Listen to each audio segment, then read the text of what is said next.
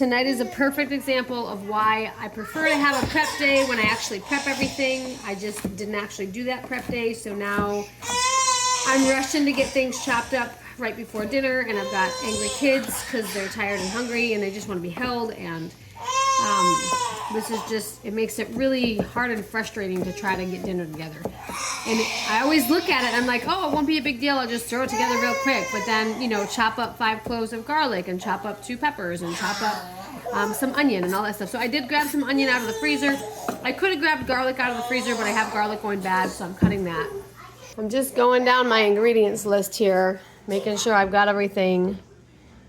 So I did my pinto beans this morning, so those are ready to go. Oil, I'll use olive oil. I got my chicken out of the freezer. I have 2 cups of onion from the freezer. I just chopped up 2 cups of pepper. I didn't have poblano peppers, so I just am using bell peppers. I just chopped up my garlic. Hang in there, sweetheart. All right, the 4 cups of chicken stock will be relatively straightforward. I made my salsa verde this afternoon. 2 cups frozen corn kernels, 2 cups frozen spinach. I'm gonna skip that freshly chopped cilantro, and then the sour cream is easy. I will use Greek yogurt, not sour cream. Here we are, I have my pan heating up here. So here we are, just about to cook. I've got my pan. I chose to go with my Dutch oven tonight just because it's so much fun. I'm not sure if you can see the sheen on that. But remember, when you're heating that oil, you're looking for the sheen. You don't want it smoking, because when it smokes, then it's burning, and it can add a bitter taste. All right, so this says, so theoretically I'm cooking the chicken, but since my chicken is already cooked, I'm gonna start with the onions and the garlic and the peppers. So the garlic, remember, is a lot more tender than the onion and the pepper. So I'm gonna save that for the very, very end. And add that last. So the onions, we're supposed to do this till the onions are translucent, about 4 to 5 minutes. So I'm going to set a 4-minute timer because I have frozen onions. One thing with this pot I have to remember is that the handles are hot. So this is a tacit reminder not to grab the handles. So we'll do that. I feel like because the onions were frozen, there's a lot more water in there. It should be sizzling more right now, and it's not. So I probably could have had that a little hotter. It's probably that extra water from the frozen onions. So I didn't get as much prep done today as I really wanted to, or like before today as I really wanted to. But I did manage to get the pinto beans done in the Instant Pot earlier today, just because I don't use canned beans. I cook my own beans. And then I also did manage to make my own green salsa. So this is a chicken chili verde. It calls for a salsa verde. Since I have people who aren't spice fans in the house, I decided to make my own green salsa, green tomato salsa, so that I could control the spices and stuff. So I did that earlier today. I have my frozen chicken hanging out over there on the counter. I just did my onions and my peppers. I'm going to toss my garlic in.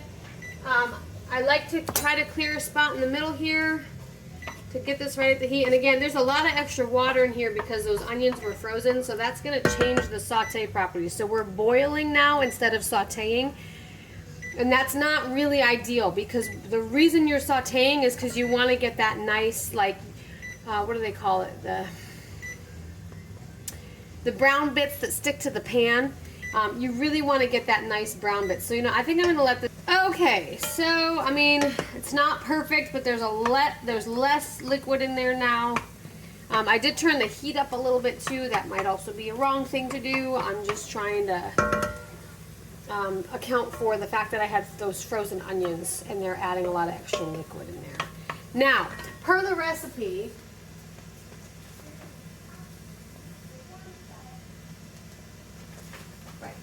So per the recipe, my chicken should also already be in the pot at this moment. And it is not, because I have my frozen chicken sitting over there, because I didn't want that to detract from this. I could have thrown the chicken in first and warmed it up. Maybe I should have done that. At the end of the day, I think because the chicken's already cooked, flavor-wise, texture-wise, it's not really going to matter a whole lot. That might have been one way for me to get the pan a little bit hotter to start with.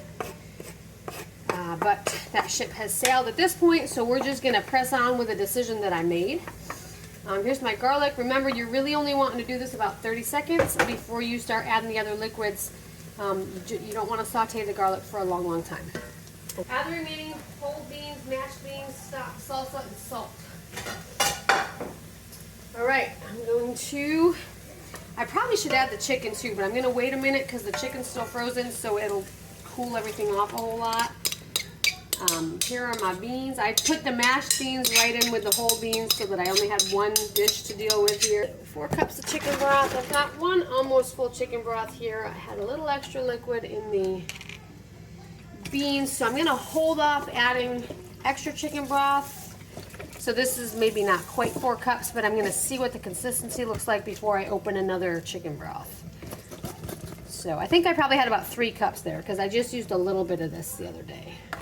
So there's my green tomato salsa, and I just grabbed a can of green tomatoes, and so that's green tomatoes, cilantro, some lime, some onion, and some toasted cumin.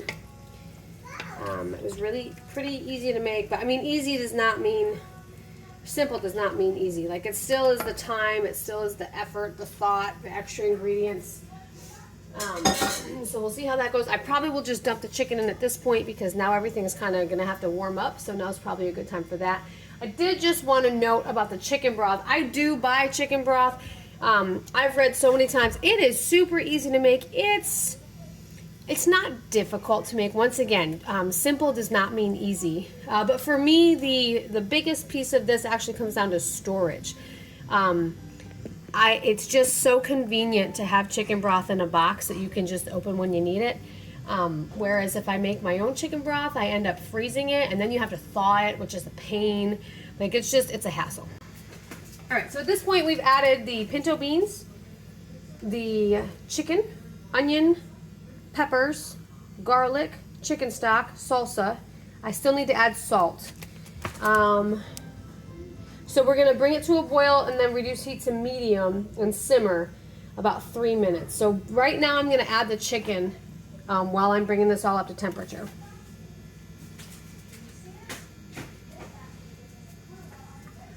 And again, I think it probably would be roughly equivalent, although like it'll come down to like the taste profile. 'Cause I think if I had done the chicken first, it probably would have allowed me to get the pan like nice and hot before I put the onions in better. Like there would have been like the some more of like the browning type activity going on. I'm really glad I chose my Dutch oven for this because look at all this stuff. It's a huge pan of stuff. So anyhow, I'm sure there are arguments both for and against having, like if I had done the chicken first versus adding it now. So maybe we'll experiment with that the next time I make this and see if that changes things. All right, so right now we're gonna bring this to a boil and then we're gonna simmer it for a little bit, remembering not to touch the hot handles. And while I'm letting this come up to temperature, I'm gonna go grab my freezer ingredients that I haven't actually pulled out yet. Okay, so the corn and the spinach are both, oh, I'm sorry, the spinach is not supposed to be frozen. So now I'm at a decision point. Do I just toss frozen spinach in or do I go ahead and cut up some of the spinach I have? I think I'm gonna just use up the frozen stuff I have because I want to kind of clean out the freezer a little bit. So I don't think it matters much because we're cooking it anyway. Other notes, I have a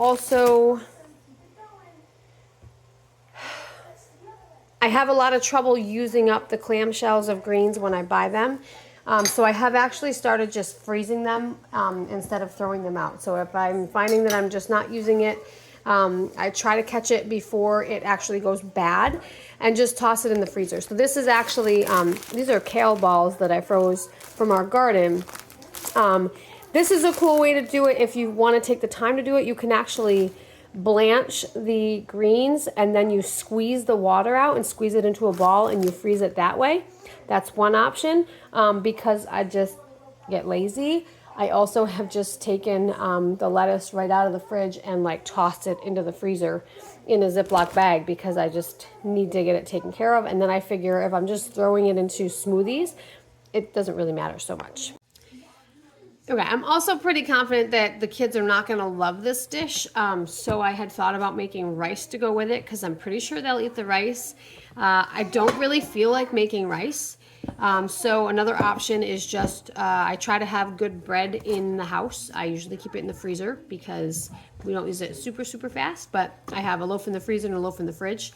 And so having that nice whole grain bread makes me not feel so bad about saying like, hey, do you want a slice of bread and butter with your chili or your soup or whatever, to give my kids something that maybe is a little more appealing if they don't want to eat dinner. Okay, this is looking quite delicious. Differences, if I had used fresh spinach, we would be only cooking this until the spinach was wilted. I'm just going to go ahead and cook it till everything's nice and warmed up. I did discuss the techniques with my husband, and he used better terms than I did. So to review the onion bit, when you put the onions in at the beginning to saute them, they are supposed to caramelize, and that's what makes the brown bits, is the caramelization of the sugars in the onion.